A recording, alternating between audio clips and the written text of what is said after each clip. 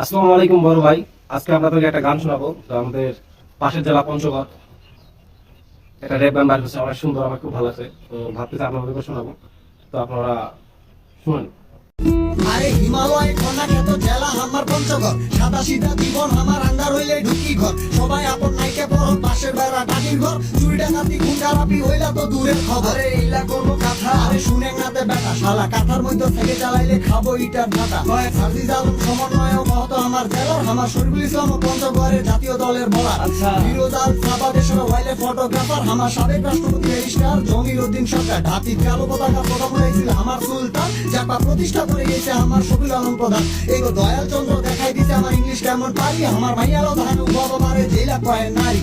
ঢেতেরিকা কিওল বেলা কাইতো গারো বলাইলা, কালকা ডেরিকা তো চুরি খেলে আইসকা শীতল পেলকা।